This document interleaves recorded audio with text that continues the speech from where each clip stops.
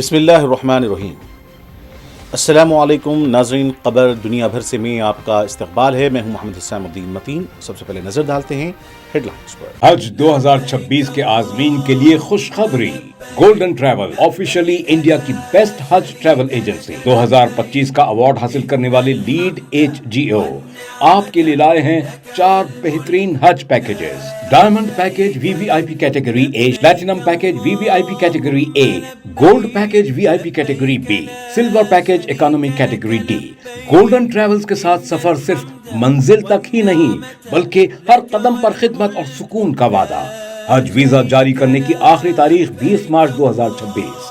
अपने हज का सफर गोल्डन ट्रैवल्स के साथ आज ही बुक कीजिए। Golden travels, beside Kamat hotel, Saifabad, Hyderabad.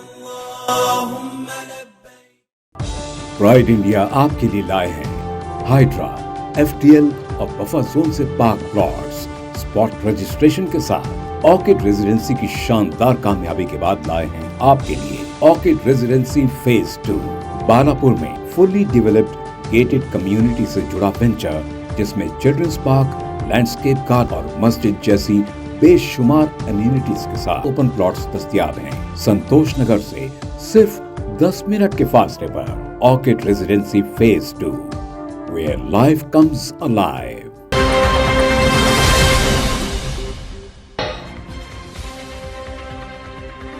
अलजज़ायर में दिलखराश बस हादसा, 14 अफराद हलाक, 23 जख्मी।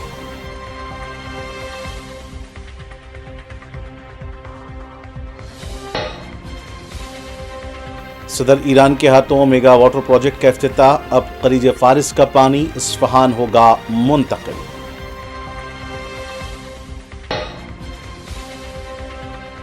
नेतन्याहू और टोनी ब्लेयर की गजा के मुस्तकबिल पर खुफिया मुलाकात का इंकशाफ, गजा के आइंदा हालात पर तबादले ख्याल।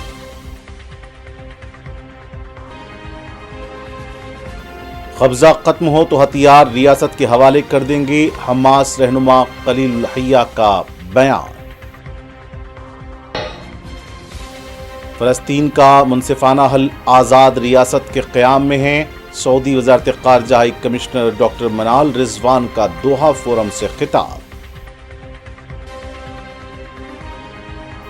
अमेरिकी सदर डोनाल्ड ट्रंप को बिलाखिर अमन इनाम मिल ही गया।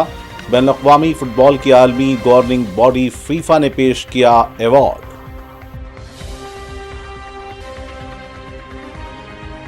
मगरबी अफ्रीका के मुल्क बेनिन में फौजी बगावत की कोशिश, फौजियों और हुकूमत के मुतज़ाद दावे।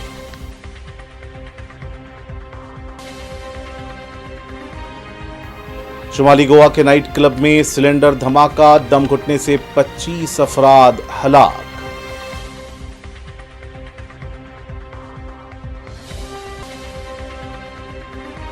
गोवा के अरपुरा में अलमनाक आतिशज़दगी, सदर जमहूरिया और वजीर आजम का गहरा रंजोगम, मुतासरीन के लिए एक्स ग्रेशिया का ऐलान। और इंडिगो की परवाजें अब भी बुरी तरह मुतासर, इतवार को 650 परवाजों की मनसूखी, बहरान छठे दिन भी जारी।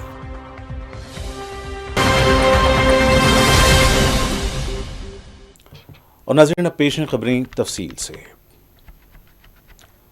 अलजज़ायर की मगरबी सूबे बनी अब्बास में हफ्ते के रोज़ एक मुसाफिर बस उलटने से कम अज़ कम 12 अफराद हलाक और 23 जख्मी हो गए। सिविल प्रोटेक्शन सर्विस ने यह इत्तला दी। हादसा दोपहर 1:50 पर नेशनल रोड 50 पर वाक़ई तिबुल-बाला नामी बलदिया के करीब पेश आया, जो मुल्क की दारुल-हुकूमत अलजज़ायर से तकरीबन 1200 किलोमीटर जुनूब मगरिब में वाक़ है। इमदादी अमले ने मौके पर ही जख्मियों को इब्तदाई तिबी इमदाद दी, जबकि कई शदीद जख्मी अफराद को करीबी अस्पताल मुंतकिल किया गया। हुक्काम ने हादसे की वजूहात जानने के लिए तहक़ीक़ात शुरू कर दी हैं। शुमाली अफ्रीकी मुल्क अलजज़ायर में ट्रैफिक हादसात आम हैं।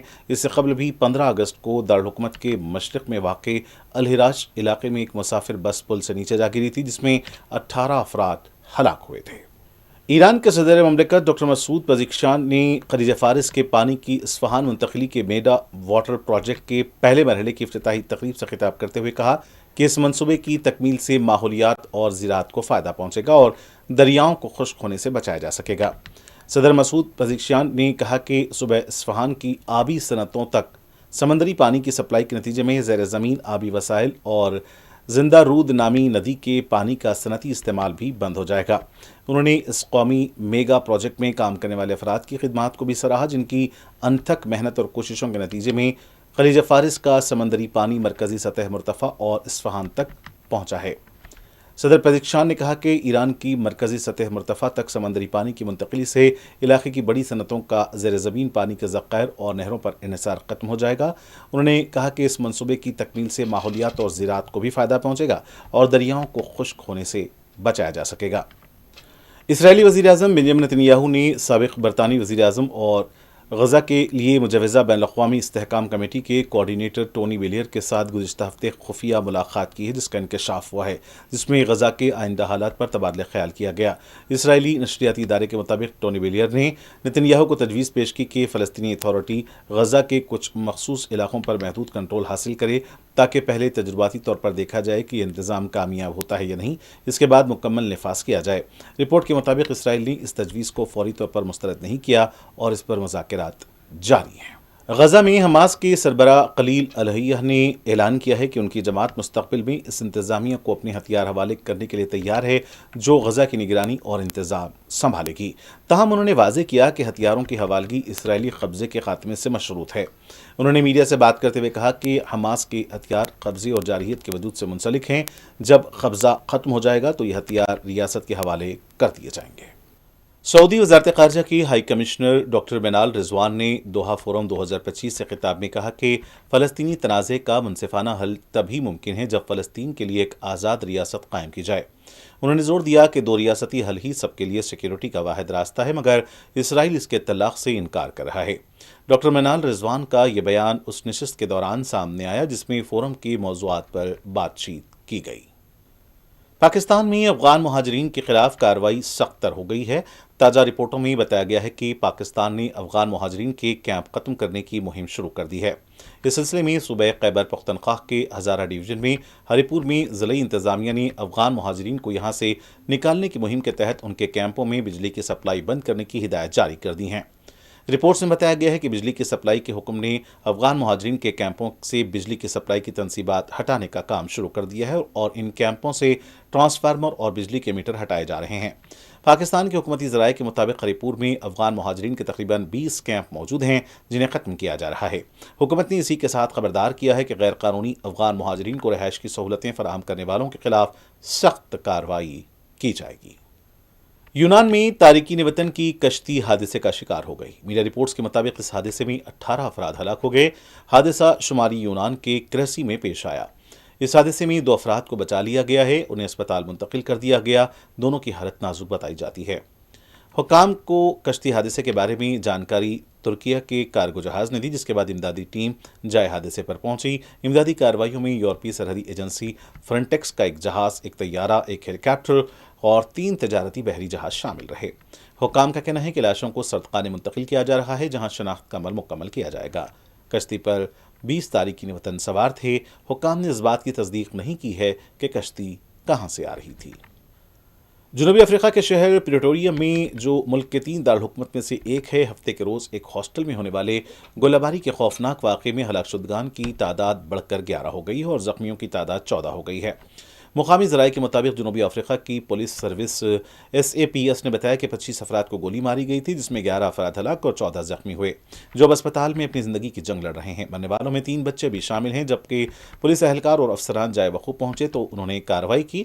تحقیقاتی ٹیموں کو طلب کیا گیا ہے اور 3 نامعلوم مسلح افراد کی تلاش شروع کی گئی ہے، جن کے بارے میں خیال کیا جاتا ہے کہ وہ ہاسٹل میں گھس آئے تھے اور اندھا دھند فائرنگ کی تھی۔ اس سال نوبل امن انعام سے محروم رہنے والے امریکی صدر ڈونالڈ ٹرمپ کو بالآخر امن انعام مل ہی گیا ہے۔ یہ ایوارڈ انہیں بین الاقوامی فٹ بال کی عالمی گورننگ باڈی فیفا نے پیش کیا۔ واشنگٹن میں اگلے سال ہونے والے فیفا مینس ورلڈ کپ کی قراردادی کی تقریب منعقد ہوئی۔ ڈونالڈ ٹرمپ کو فیفا کے پہلے امن انعام کا فاتح قرار دیا گیا۔ واضح ہے کہ سن 2026 میں فیفا ورلڈ کپ کی میزبانی امریکہ، کینیڈا اور میکسیکو کریں گے۔ یہ بات قابل ذکر ہے کہ فیفا کے صدر گیانی ٹرمپ کے بہت قریبی مانے جاتے ہیں۔ ٹرمپ کو ایوارڈ پیش کرتے ہوئے انہوں نے کہا کہ یہ آپ کا انعام ہے۔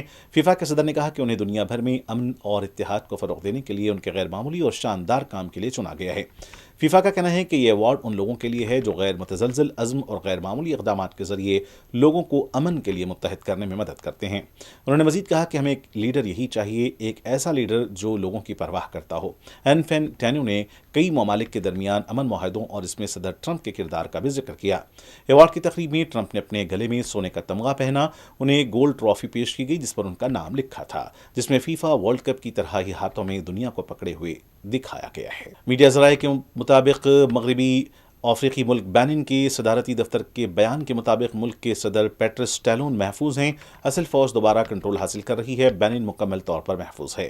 بیان میں مزید کہا گیا ہے کہ یہ لوگوں کا ایک چھوٹا سا گروپ ہے جو صرف ٹیلی ویژن کنٹرول کر سکتا ہے۔ بینن کے وزیر داخلہ نے اتوار کے روز کہا کہ مغربی افریقی ملک میں فوجیوں کے گروپ نے قومی ٹی وی پر اقتدار پر قبضہ کرنے کا دعویٰ کیا ہے، لیکن مسلح افواج نے بغاوت کی کوشش کو ناکام بنا دیا ہے۔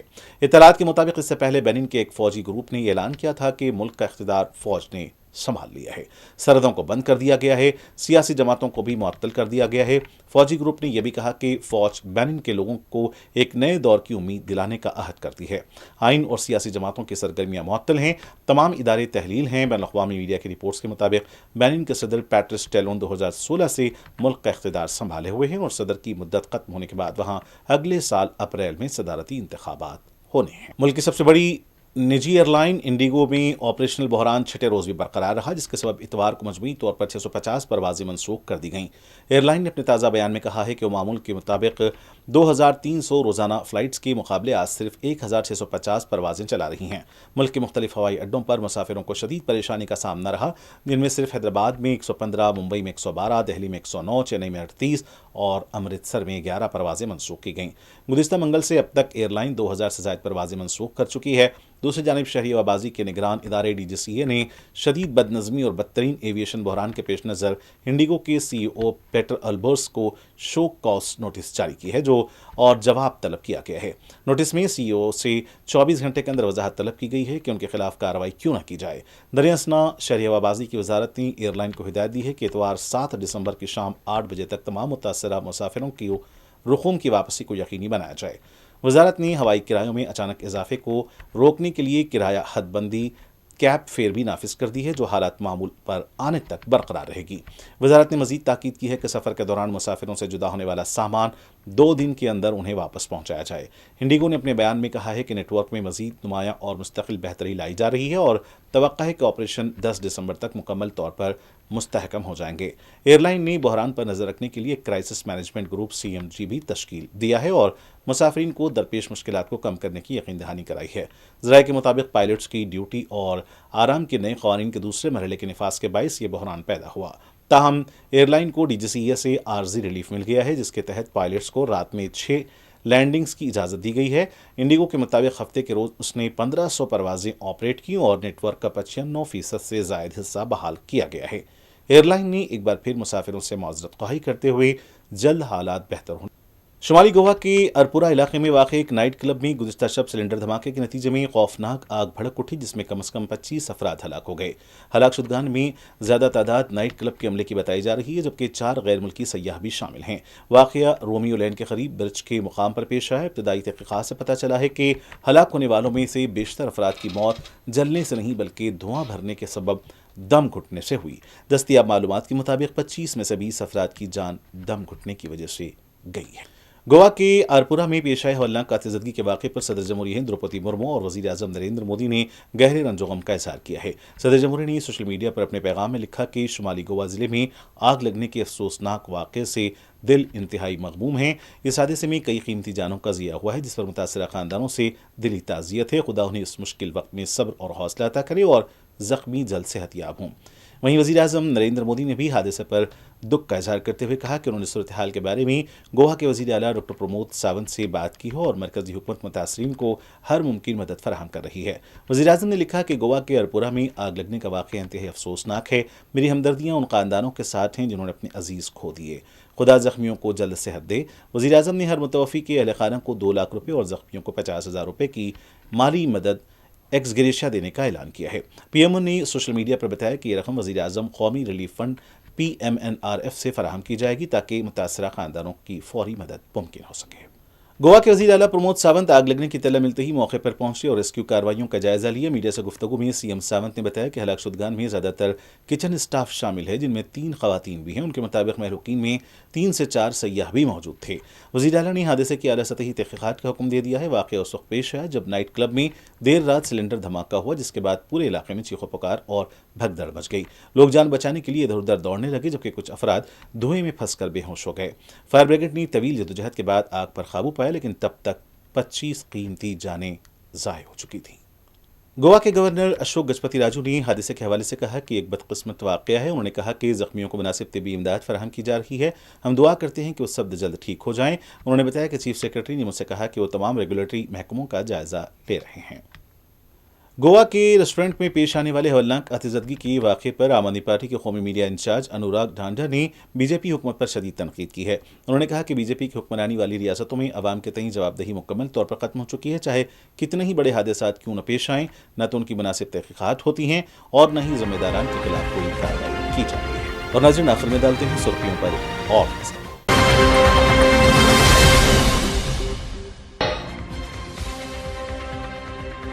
अलजज़ायर में दिलखराश बस हादसा, 14 अफराद हलाक, 23 जख्मी।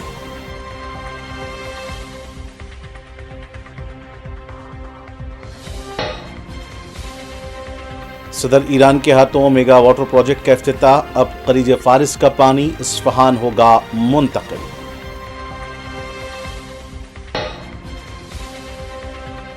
नेतन्याहू और टोनी ब्लेयर की गजा के मुस्तकबिल पर खुफिया मुलाकात का इंकशाफ, गजा के आइंदा हालात पर तबादले ख्याल।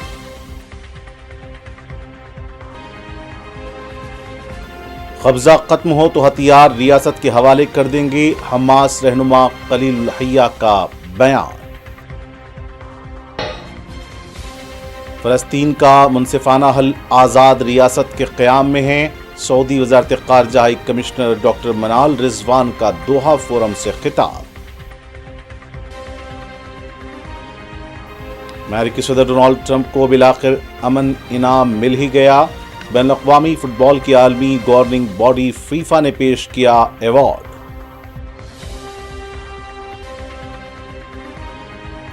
मगरबी अफ्रीका के मुल्क बेनिन में फौजी बगावत की कोशिश, फौजियों और हुकूमत के मुतज़ाद दावे।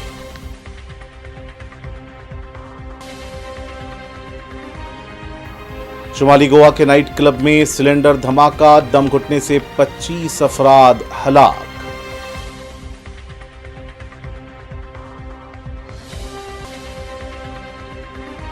गोवा के अरपुरा में अलमनाक आतिशज़दगी, सदर जमहूरिया और वज़ीर आज़म का गहरा रंजोगम, मुतासरीन के लिए एक्स ग्रेशिया का ऐलान। और इंडिगो की परवाजें अब भी बुरी तरह मुतासर, इतवार को 650 परवाजों की मनसूखी, बहरान छठे दिन भी जारी।